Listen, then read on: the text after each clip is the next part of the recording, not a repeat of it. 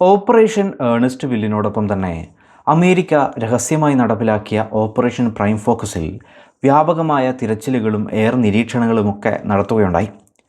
Persian ഗൾഫിൽ നേരിട്ടിറങ്ങിയുള്ള പരീക്ഷണം അപകടകരമായിരുന്നിട്ടും 1987 September 21 America നിർണായകമായ ഒരു വിജയം നേടുന്നതിൽ അത് കൊണ്ടുചെന്നെത്തിച്ചു. ഇറാനിലെ സ്വാഭാവിക നേവിയായിരുന്ന IRIN ഭാഗമായിരുന്ന ഇറാൻ അജർ എന്നൊരു കപ്പൽ ഈ സമയം IRGCN പിടിച്ചെടുത്ത് അവരുടെ ആവശ്യങ്ങൾക്കായി ഉപയോഗിക്കുന്നുണ്ടായിരുന്നു. കപ്പലിലെ ജീവനക്കാരിൽ ഇറാനിയൻ നാവികസേനയും റവല്യൂഷണറി ഗാർഡും ഒരുപോലെ ഉണ്ടായിരുന്നു. ബഹ്റിനിലേക്കുള്ള പ്രധാന കപ്പൽ ചാലിൽ നിക്ഷേപിക്കാനായി 18 മൈനുകൾ ഈ കപ്പലിലുണ്ടായിരുന്നു.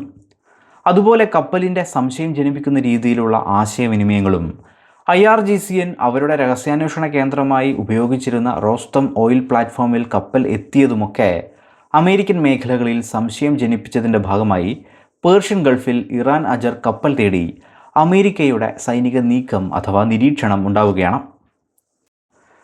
അതിൻ്റെ ഭാഗമായി USS ജാരറ്റ് എന്ന കപ്പലിൽ നിന്നും 2 അമേരിക്കൻ ആർമി ഹെലികോപ്റ്ററുകൾ പറക്കുകയും നിരീക്ഷണത്തിനിടയിൽ ഇറാൻ അജർ മൈനുകൾ കടലിൽ നിക്ഷേപിക്കുന്നത് നേരിട്ട് കണ്ടെത്തുകയുമുണ്ടായി. അതിനെ തുടർന്ന് ആക്രമിക്കാൻ അനുമതി ലഭിച്ചതോടെ ഹെലികോപ്റ്ററുകൾ റോക്കറ്റുകളും മെഷീൻ ഗണ്ണുകളും ഉപയോഗിച്ച് കപ്പലിനെ ആക്രമിക്കുകയുണ്ടായി. കപ്പലിലുണ്ടായിരുന്ന കുറച്ചുപേർ കൊല്ലപ്പെടുകയും ചിലർ കടലിലേക്ക് ചാടി രക്ഷപ്പെടാനൊക്കെ ശ്രമിക്കുകയുമുണ്ടായി. തിരിച്ചുപോയി ആയുധങ്ങൾ നിറച്ച ശേഷം 15 മിനിറ്റോടെ ഹെലികോപ്റ്ററുകൾ തിരിച്ചെത്തിയപ്പോൾ കണ്ടത് പരിക്കേറ്റ ജീവനക്കാർ ബാക്കിയുള്ള മൈനുകൾ കൂടി നിക്ഷേപിച്ച് അവരുടെ ദൗത്യം പൂർത്തിയാക്കാൻ ശ്രമിക്കുന്നതായിരുന്നു. അതോടെ ഹെലികോപ്റ്ററുകൾ വീണ്ടും ആക്രമണം നടത്തുകയും തുടർന്ന് അമേരിക്കൻ സീൽ ടീം എത്തി കപ്പലിൽ കയറി ബാക്കിയുണ്ടായിരുന്ന 10 മൈനുകൾ ഉൾപ്പെടെ കപ്പൽ പിടിച്ചെടുക്കുകയും ചെയ്തു. ആക്രമണത്തിൽ രക്ഷപ്പെട്ട 26 ഇറാനികളെ അമേരിക്കൻ നേവി പിടികൂടി പിന്നീട് UAE വഴി ഇറാനിലേക്ക് തന്നെ അയക്കുകയാണ് ഉണ്ടായത്. ഈ മൈൻ നിക്ഷേപിക്കാൻ പോയ കപ്പലുമായി ബന്ധപ്പെട്ട കാര്യത്തെയും ഇറാൻ ഔദ്യോഗികമായി സമ്മതിച്ചിട്ടൊന്നുമില്ല. ഏതായാലും അമേരിക്ക ഈ കപ്പലിനെ കടലിൽ തന്നെ മുക്കിക്കളയുകയാണ് ഉണ്ടായത്. അതുമാത്രമല്ല, കപ്പൽ പിടിച്ചെടുത്തപ്പോൾ ഇറാൻ്റെ യുദ്ധപദ്ധതികളുടെയും അമേരിക്കക്കെതിരെ ചെയ്യാൻ പറ്റുന്ന നീക്കങ്ങളെയും ഒക്കെ സംബന്ധിച്ച് രേഖകളുണ്ടായിരുന്നു. അതും അമേരിക്കയ്ക്ക് ലഭിക്കുകയുണ്ടായി. ഇറാൻ അജർ കപ്പൽ പിടിച്ചെടുത്ത് തകർത്ത സംഭവത്തിൽ IRGCN പ്രതികാര നടപടികൾ സൃഷ്ടിക്കാനായി പദ്ധതികളുണ്ടാക്കി. അമേരിക്കയുടെ ബാർജുകൾ ഉൾപ്പെടെ സൗദി തീരമേഖലയിലെ സൈനിക മേഖലകൾ 60ഓളം സ്പീഡ് ബോട്ടുകൾ ഉപയോഗിച്ച് ഒരുമിച്ച് ആക്രമിക്കുക എന്നതായിരുന്നു IRGCN കൈക്കൊണ്ട തന്ത്രം.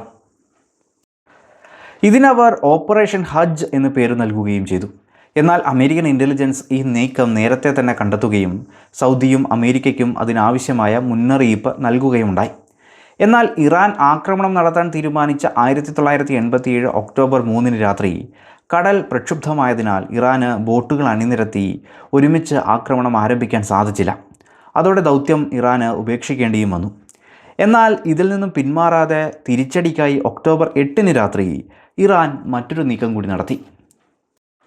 ഇത്തവണ രഹസ്യാന്വേഷണ വിഭാഗത്തിന് കാര്യമായ മുന്നറിയിപ്പുകളൊന്നും ലഭിച്ചിരുന്നില്ല.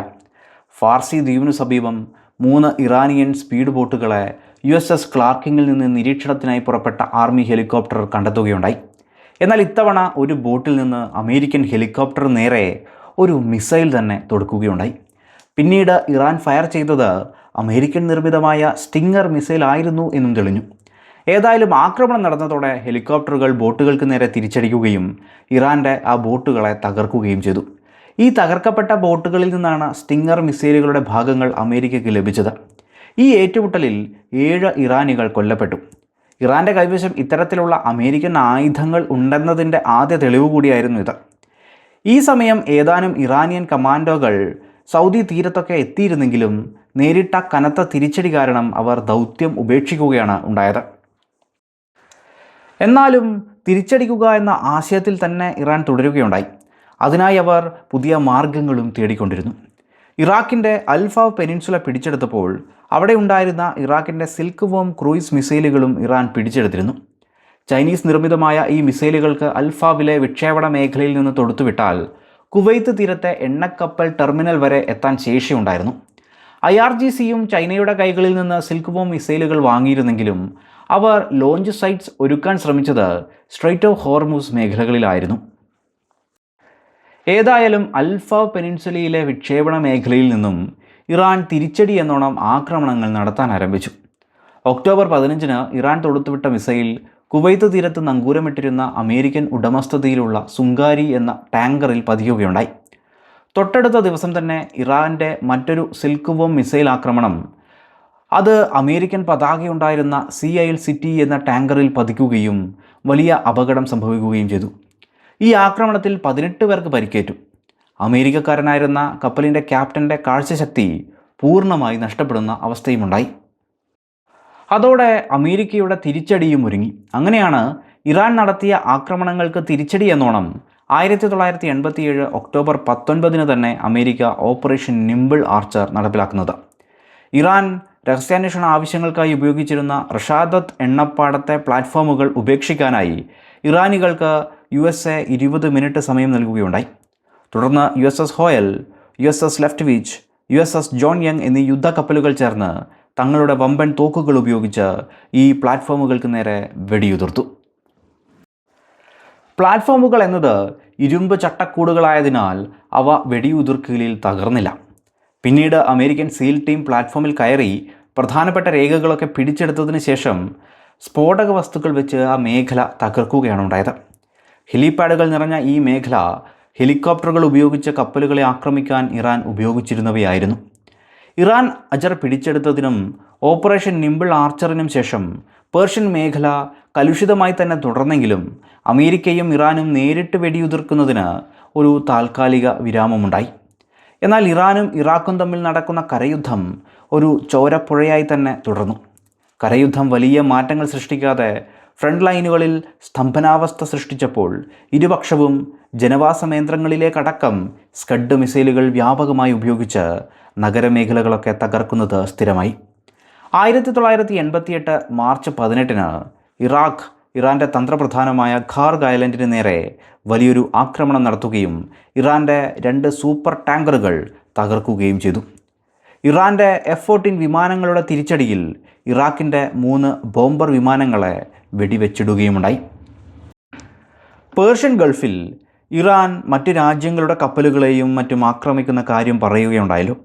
ഇവിടെ അമേരിക്കൻ നേവിക്ക് വിദേശ കപ്പലുകളെ നേരിട്ട് പ്രതിരോധിക്കാൻ അനുവാദമില്ലായിരുന്നെങ്കിലും പിന്നീട് ആക്രമണങ്ങളെ തടയാൻ ആ കപ്പലുകൾക്ക് തൊട്ടടുത്ത് നിലയുറപ്പിക്കാനും ഇറാൻ്റെ പല ആക്രമണ ശ്രമങ്ങളെയും സമർത്ഥമായി തടയാനും അനുവാദം നൽകുകയുണ്ടായി.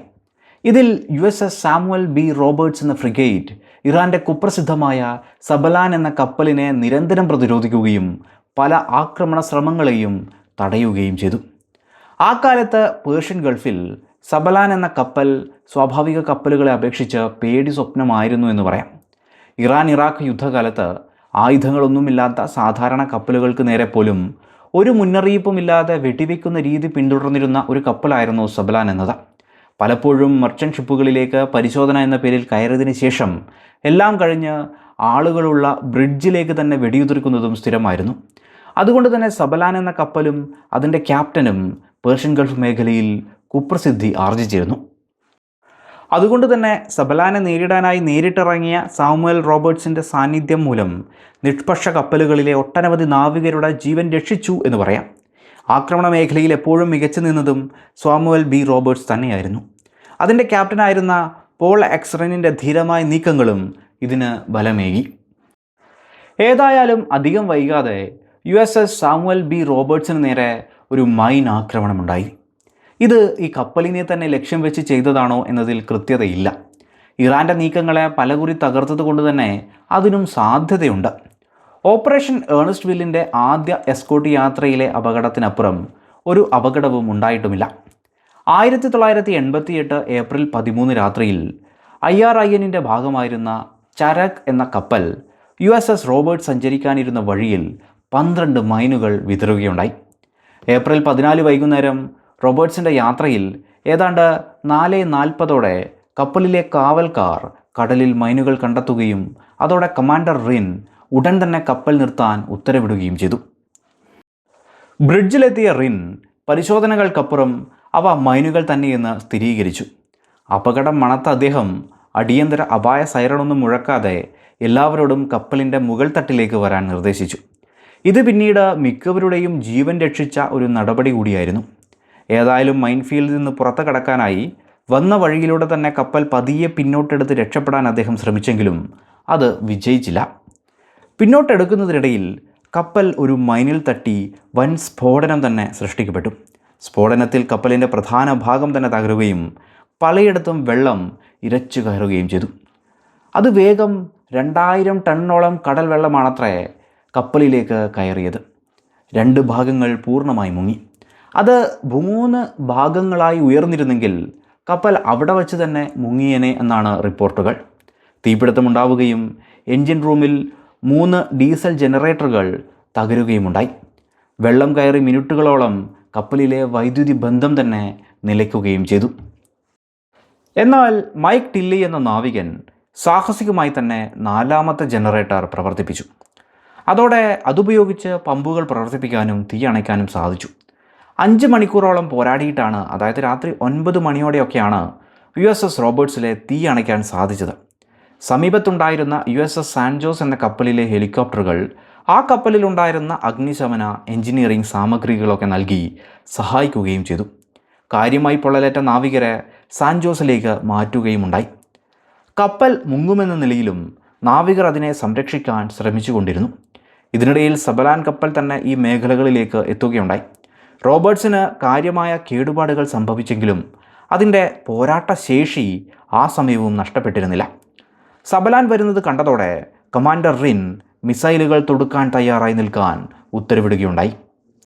ഏതായാലും USS റോബർട്ട്സിൻ്റെ മിസൈൽ ലോഞ്ചറുകൾ പ്രവർത്തിക്കുന്നത് മനസ്സിലാക്കിയ സബലാൻ റോബർട്ട്സുമായി അകലം പാലിച്ച് പിന്മാറുകയുണ്ടായി.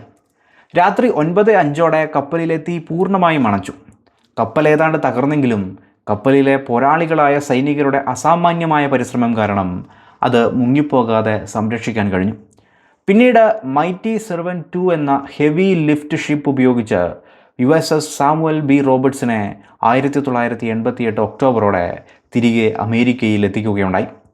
അറ്റകുറ്റപ്പണികളൊക്കെ നടത്തി 1989 തന്നെ കപ്പൽ തിരികെ സേവനത്തിലുമെത്തി. പിന്നീടും ഒട്ടനവധി മിഷനുകളിൽ നിർണായകമായി പങ്കെടുത്ത USS സാമുവൽ ബി റോബർട്ട്സ് 2015 വരെയും US നാവികസേനയിൽ സേവനമനുഷ്ഠിച്ചു. സാമുവൽ ബി റോബർട്ട്സിന് നേരിട്ട അപകടം ദിവസങ്ങൾക്കുള്ളിൽ തന്നെ വലിയൊരു തിരിച്ചടി എന്നോണം അമേരിക്ക പുതിയൊരു ദൗത്യത്തിന് രൂപം കൊടുക്കുന്നതിന് കാരണമായി.